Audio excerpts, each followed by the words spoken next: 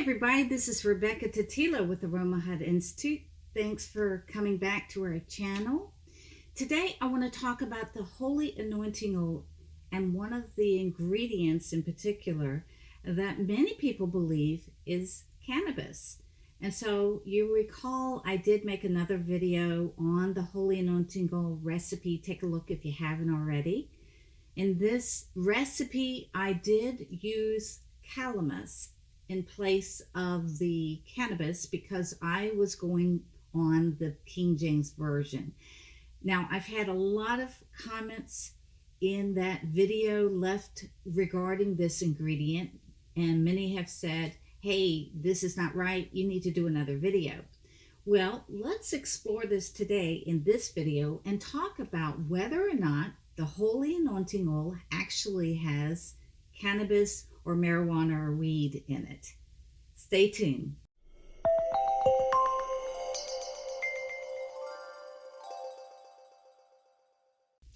Okay, let's go back and take a look at the scriptures. It says, take the finest spices of liquid myrrh, 500 shekels, and of sweet smelling cinnamon, half as much, that is 250, and of aromatic qaneh, 250. Now this is Exodus 30 verse 23, and I'm reading from the Revised Standard Version. So this scripture lists the ingredients in the holy anointing oil that was used by the priest to anoint the tabernacle and the priesthood. Now a lot of people have left me comments in the section on the video for how to make the holy anointing oil recipe video. So check out that link if you haven't already. And in this verse, it says aromatic qaneh. So let's take a look at the Hebrew phrase now, which is Kaneh Bosem.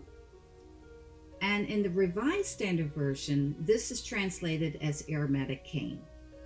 Now, in the King James Bible, it says Calamus. And so you have a right to ask, what is it? Which one is it? There is quite a difference in these two oils, but practically speaking, there is just cause for thinking that it could be one or the other. And so I could easily sway you with my own personal opinion in this, but let's approach this from a biblical standpoint. Let's look at the interpretation. And secondly, I want to consider the language and the culture regarding the truth on Kaneh Bosem. So the Hebrew word for this word that we're talking about here, qaneh, sorry if I'm not saying it right, is Strong's number 77. Literally means, according to Strong's and Brown's Driver Briggs, reed or stalk. This noun is derived from the root Strong's 7069, meaning to acquire or to purchase or buy. As a verb, it's derived from a parent root, kin, which is Strong's 7064, which means nest. And so when you put this all together, according to Jeff Brenner on his website, he says this is regarding a bird's nest, which is made by acquiring reeds. And so when you look at this, also go back to watch my video on cinnamon, because it was a similar story that was retold regarding the reeds and the cinnamon and how it was used for ferocious birds. So take a look at that, because I think there's a crossover here in these stories coming from these meanings. Now the Hebrew word for bosem is Strong's 1314, and it means spice or balsam for an aromatic fragrance or resin. And so the noun is derived from the root word, or Semitic root, meaning to be fragrant. So the Hebrew phrase for Kaneh Bosem is similar to cannabis when you look at that, and you can see there's like one letter difference. And so for this reason, many people believe that this is the actual plant that was used in the holy anointing oil. So one of the things to consider in Exodus 30 verse 23 is the word cinnamon. Now, this is not a translation of the Hebrew, but a transliteration. And so the Hebrew word for cinnamon, Strong's 7076, which is the origin of the Greek word cinnamon, or the Latin word cinnamon, where we get our English word cinnamon. So the word for Kaneh Bosem in the origin could have been cannabis with that switch of one letter.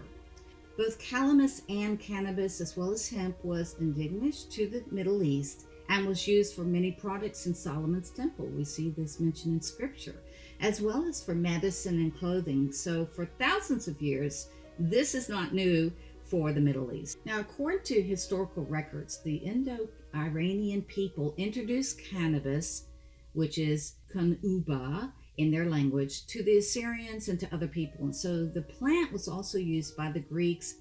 The historian Herodotus mentions it. So no doubt the Hebrew people were familiar with this plant. Now, in the 1960s, the archaeologists discovered an ancient shrine dating back to the 6th century BC, was located about 30 miles west of the Dead Sea.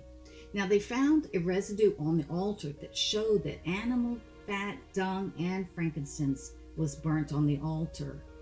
But the analysis of the dark material on the altar proved inconclusive. Now, fast forward to 2020, scientists using modern laboratory devices were able to analyze this dark material, and it was found to be cannabis with enough THC content to induce an altered state of consciousness by inhaling the fumes, as not only just for the priest and the qaneh, but for all of those who would have been around the temple or the tabernacle. So while this evidence does seem to be leaning that way, there isn't any way for us to really prove that the phrase Kaneh Bosem was cannabis. All that can be said with that it is possible, and if you ask my opinion, yes, it probably was cannabis. It makes more sense.